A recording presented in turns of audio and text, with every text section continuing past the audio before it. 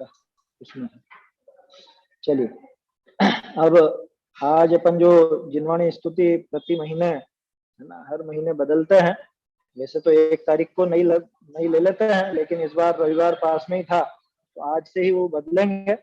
और ग्रुप पर भेज दी थी वैसे मैंने, उसको देखेंगे अपन जिनवाणी स्तुति का, उसका अर्थ समझेंगे ताकि बोलने में अपने को वो अर्थ ख्याल में आए।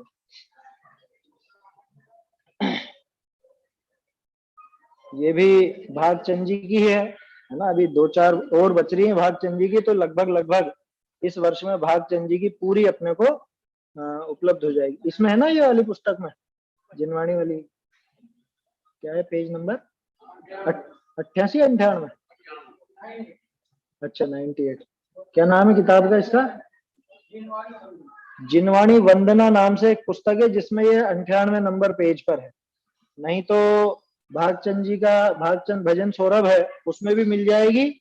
और एक अध्यात्म भजन गंगा पहले छपी थी कानपुर से, उसमें भी मिल जाएगी।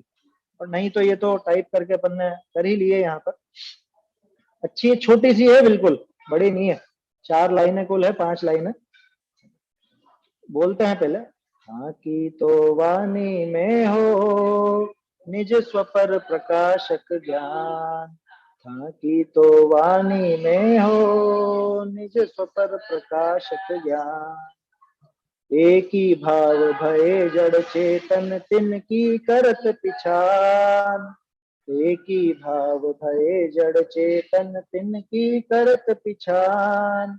ताकि तो वाणी में हो निज स्वपर प्रकाशक ज्ञान, सकल पदार्थ प्रकाशत जामे मुकुर तुल्य अमलान, सकल पदार्थ प्रकाशत जामे मुकुर तुल्य अमलान।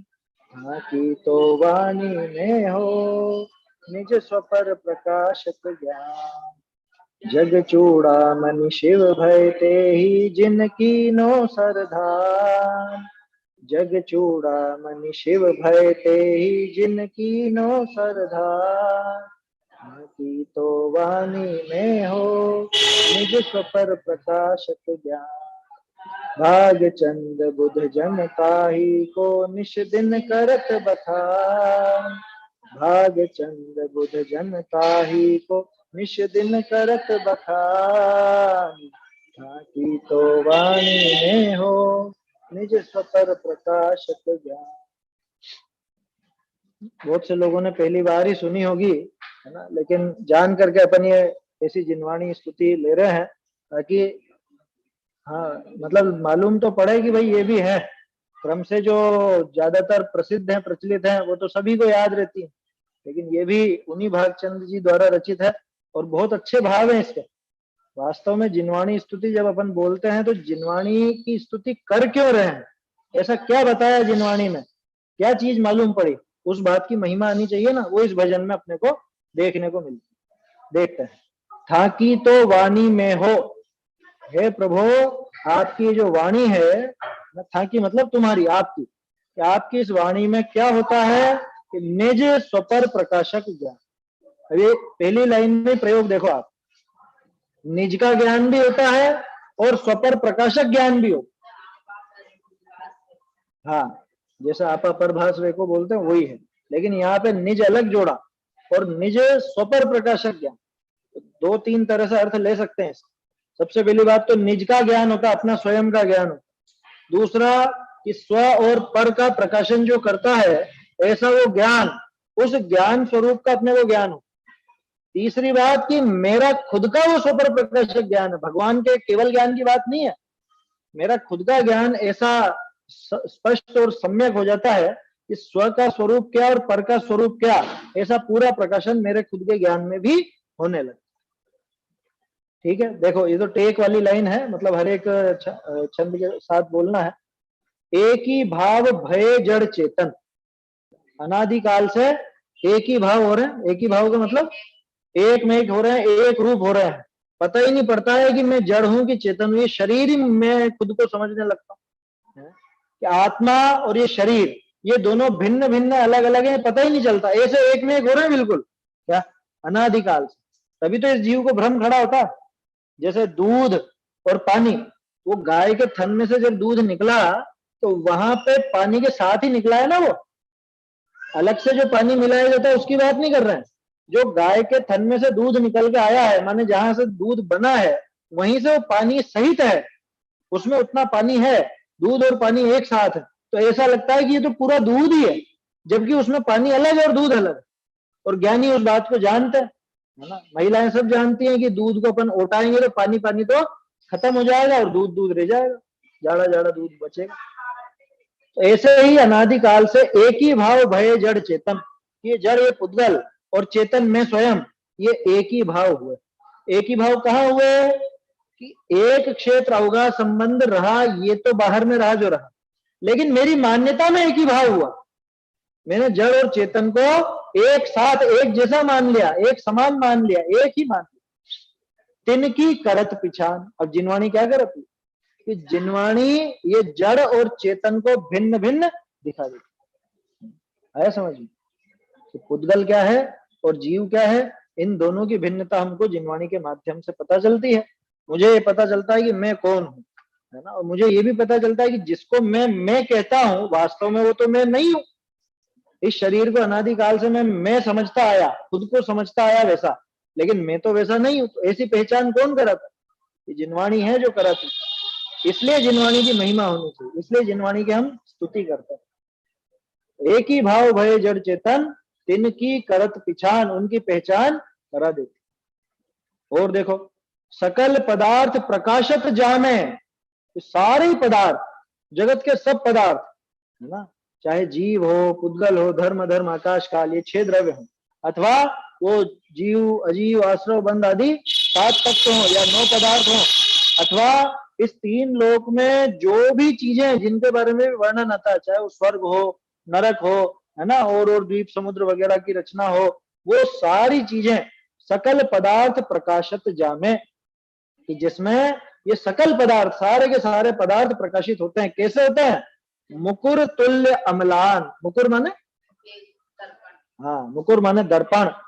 जैसा दर्पण है ना, दर्पण कैसा दिखाता? एक अगर साफ दर्पण है ना, अम्लान लिखा ना, अम्लान, अम्लान मतलब जिसमें कोई म्लानता नहीं है, कोई मलिनता नहीं है, बिल्कुल साफ झक, ऐसा दर्पण है तो वो उन वस्तुओं को कैसा दिखाता है? बिल्कुल साफ साफ, जैसी है वैसा दिखाता है। तो ऐसे ही जिनवाणी भी प्रत्येक पदार्थ को जैसा उनका स्वरूप है वैसा का वैसा स्वरूप ये जिनवाणी हमारे सामने दिखाती, हमें प्रकट कर देती है। इसलिए जिनवाणी की महिमा। सकल पदार्थ प्रकाशत जामे, मुकुर तुल्य अम्लान, मुकुर के समान, दर्पण के समान, बिल्कुल अम्लान। दर्पण भी अम्लान है और वो वस्तुओं का ज्ञान भी बिल्कुल अम्लान करा देती है, उसमें मलिनता नहीं आती। ले ले, उसमें है पुस्तक। सकल पदार्थ प्रकाशत जामे, मुकुर तुल्य अम्लान, है ना। फिर आगे देखते हैं, जग चूड़ामणि शिव भय ते ही। जगत का चूड़ामणि, चूड़ामणि किसको बोलता है? चूड़ामणि, चूड़ा मस्तक, मस्तक के ऊपर जो धारण किया जाता है उसे कहते हैं चूड़ा। माने सीधे शब्दों में कहें तो उसका जो मुकुट है, मुकुट है ना, मुकुट सबसे ऊपर धारण किया जाता है ना, ये महिलाओं का जूड़ा कहलाता है ना, जूड़ा इस चूड़ा शब्द से ही बना है। क्या जूड़ा भी बिल्कुल ऊपर होता है माथे पर, हाँ, और चूड़ा यानी मुकुट, तो मुकुट की जो मणि है यानी सबसे ऊपर, तो जगत का चूड़ामणि, चूड़ामणि माने सबसे ऊपर बैठा हो इतना मात्र नहीं, सबसे ऊपर माने सर्वश्रेष्ठ, उत्तमता लेना। वो नहीं लेना कि सिद्ध भगवान सबसे ऊपर रहते हैं इस वजह से, वो तो बात है ही सही, लेकिन वो तो निगोदिया भी रहते हैं वहां, तो सबसे ऊपर तो सिद्ध शिला पर कौन कौन है? निगोदिया है और सिद्ध है, दोनों ही है।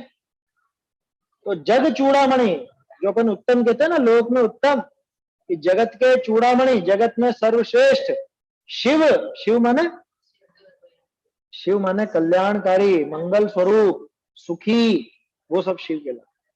शिव भय, शिव भय मतलब मुक्त हुए, जगत के चूड़ामणि और मुक्त हुए ते ही, वे लोग ही जगत के चूड़ामणि और मुक्त हुए हैं जिन कीनो सरधान, जिन्होंने जिनवाणी की बातों का पक्का श्रद्धान किया, जिन्होंने जिनवाणी को हृदय में बिठाया, जिन्होंने इस जिनवाणी को समझा, इसको इसका पक्का श्रद्धान किया, तत्व निर्णय किया, वही जगत के चूड़ामणि और वही जगत में मुक्त होते हैं। आया समझ में? मोक्ष जाते हैं, शिव गए, शिव भय, है ना। भाग चंद बुद्धजन ताही को निष्दिन करत बखान। अब भागचंद जी क्या कह रहे हैं कि जो बुद्धजन होते हैं, देखो एक बुद्धजन कवि भी थे, उनकी बात नहीं है। बुद्धजन माने बुद्धिमान जन, समझदार लोग, कि जो समझदार लोग हैं वो तो ताही को निष्दिन करत बखान। ये बुद्धिमान लोग तो ताही को, उस जिनवाणी को, जिनवाणी माता का ही निष्दिन बखान करते रहते हैं। बखान करना मतलब दूसरों को सुनाते रहते हैं ऐसा नहीं, वो खुद ही अपने अंदर घोटते रहते हैं, उस बात को समझते रहते हैं, उसका चिंतन करते हैं, मनन करते हैं। ऐसी ये जिनवाणी माता बहुत महान है, समझ में? तो इसलिए हाँ, ये अभी आपने बोला कि सिद्ध शिला पे निगोदिया और सिद्ध दोनों रहते हैं, कैसे करते हैं? हाँ, सिद्ध शिला जो है ना, सिद्ध शिला पे सिद्ध भगवान तो है ही सही, और कौन है? एकेंद्री निगोदिया, वो तो तीनों लोक में ठसाठस भरे, इसलिए वो भी रहते हैं वहां। तो सिर्फ ऊपर रहने से कोई महान नहीं हो जाता। सिद्ध शिला पे निगोदिया भी है और सिद्ध भी है, लेकिन सिद्ध तो महान है, उत्तम है, और निगोदिया उत्तम नहीं। तो अकेले रहने से मत देखना इसको, यूं कहना चाह रहा था। जग का जो चूड़ामणि कहा, तो चूड़ामणि का अर्थ सबसे ऊपर रहते हैं, इतना मात्र अर्थ मत लेना, बल्कि जगत में उत्तम है ना। चूड़ामणि मस्तक की मणि है, वो तो मुकुट की मणि है, ऐसा वो सबसे ऊपर है, सबसे ऊपर, सर्वश्रेष्ठ। जो सबसे ऊंची मणि होती है वो कहाँ लगाई जाती है? पैरों में, चप्पलों में, मुकुट में लगाई जाती है। जो सबसे बहुमूल्य रत्न आपके पास हो तो कहाँ पे धारण करोगे उसको? माथे पे धारण करोगे ना, चप्पलों में तो नहीं लगाएंगे कोई, या बेल्ट वेल्ट लगाते हैं, बेल्ट में लगा लेना है, ऐसा तो नहीं। तो माथे पे धारण किया जाता है, मतलब जो भी सबसे ऊपर आभूषण पहना जाता है उसी में धारण किया जाता है, ऐसा समझ। तो ऐसा इसका आशय है। मेरे ख्याल से शब्द तो कोई ज्यादा कठिन है नहीं, और भाव भी बहुत सुंदर है। किसी को कोई शब्द समझ में नहीं आया हो इसमें तो पूछ लेना, या कोई भाव समझ में नहीं आ रहा हो किसी लाइन का तो पूछ सकते हैं आप लोग। आगे समझ में?